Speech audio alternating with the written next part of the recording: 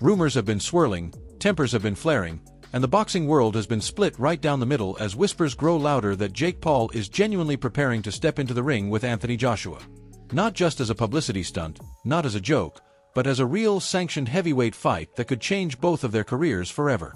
The very idea feels surreal, almost reckless, like someone dared boxing to break its own boundaries and it answered with the most chaotic matchup imaginable.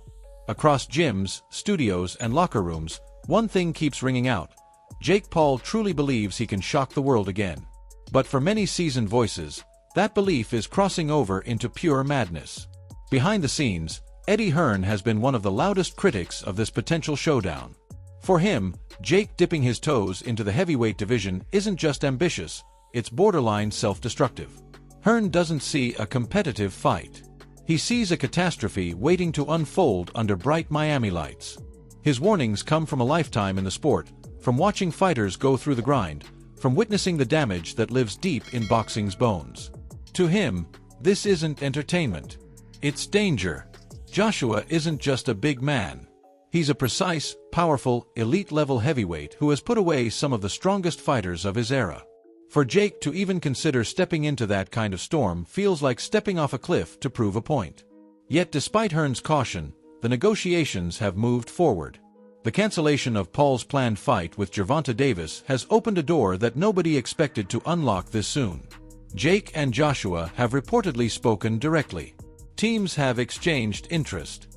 Netflix has shown intent. The money on the table is enormous, the kind that melts hesitation and blurs logic. For Joshua, whose career has been defined by championship climbs and crushing victories, the temptation of an easy payday is impossible to ignore. A few rounds with a YouTuber-turned-boxer could earn him more than some title defenses. But the question echoing across gyms is whether this is the kind of fight Joshua should even entertain at this point in his career. Veterans of the sport, from analysts to ex-champions, can barely hide their disbelief. They understand business, they understand spectacle, but some lines were never meant to be crossed. For them, this matchup is so lopsided that it stops being sport and starts becoming something else. The gap in skill, the gap in size, the gap in experience, these are real, measurable divides that could result in Jake walking into a kind of punishment he has never felt before. They remember the power Joshua unleashed on Francis Ngannou, a man built like an armored vehicle. If that force collides with Jake Paul, even with exhibition gloves or softened rules, it's hard to imagine a scenario where Jake walks away without serious consequences. Even so, Jake's confidence hasn't wavered. In his mind, this is his moment to transform into something more than a disruptor. He wants to be seen as a force, a fighter who isn't afraid to step into any weight class, to face any name, to challenge the entire structure of boxing. He's carried himself as a man immune to doubt, insisting he is a breath of fresh air in a sport that desperately needs new energy. To his millions of fans, that ambition is inspirational. But to boxing purists, it is delusion bordering on reckless abandon. The debate has spread far beyond promoters and commentators. Even champions from other combat sports have chimed in, like Leon Edwards, who made it perfectly clear he sees Joshua finishing the fight quickly.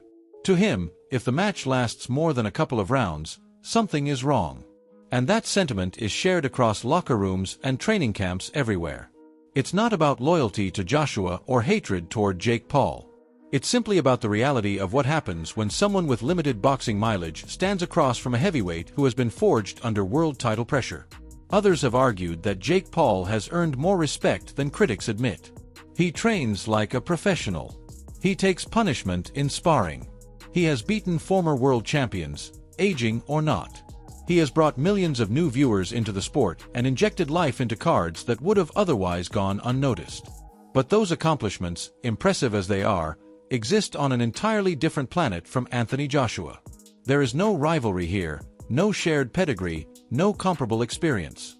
Joshua has carried a nation, headlined stadiums, and fought some of the hardest punchers of this generation. The two men have walked completely different paths, and the thought of those paths crossing feels like inviting chaos into a ring that might not be able to contain it. Even the sanctioning bodies are being criticized for entertaining the idea. The WBC was blasted by Derek Chisora for even considering ranking the winner of Jake's fights. He sees it as a disrespect to fighters who grind for years for the same recognition. To him, Letting Jake jump the line because of spectacle money undermines the integrity of the sport he dedicated his life to. In his eyes, this is not advancement. It's a shortcut that leaves real boxers behind. Yet there is a strange divide, one that shows just how fractured boxing has become. On the other side of the world, Tyson Fury has thrown his full support behind Jake Paul. Not just as a businessman or entertainer, but as a fighter. In typical Fury fashion, he went all in, even saying he would bet a massive sum on Paul to knock Joshua out. He insists that Joshua is no longer in his prime, and that Jake's growth as a heavier, more aggressive boxer makes this fight far less predictable than critics claim. Whether Fury truly believes it or simply enjoys stirring the pot is a mystery, but his voice carries weight, and his words have only added fuel to an already explosive conversation. As this potential clash inches forward, opinions continue to collide from every direction. Some see it as a circus. Some see it as innovation. Some call it a threat to Joshua's legacy. Others call it the kind of blockbuster boxing needs. But beneath the noise lies the truth that this fight, if it happens, will be one of the most polarizing events in modern boxing history. It will force fans to choose a side, the old world of structured rankings and legacy paths, or the new world where spectacle, influence, and entertainment rewrite the rules. The only certainty is that if Jake Paul steps into the ring with Anthony Joshua, the entire world will be watching. Not because they expect a fair fight, but because they know anything can happen when ambition collides with power, when belief collides with reality, and when a disruptor challenges a giant on one of the biggest stages imaginable. What do you think about Jake Paul stepping into a heavyweight showdown with Anthony Joshua? Is he pushing boxing forward or pushing his luck too far? Could this be the moment he shocks the world or the moment his journey comes crashing down? Share your thoughts in the comments, and if you enjoy deep dive breakdowns like this, make sure to like the video, subscribe to the channel, and hit the notification bell so you don't miss what comes next.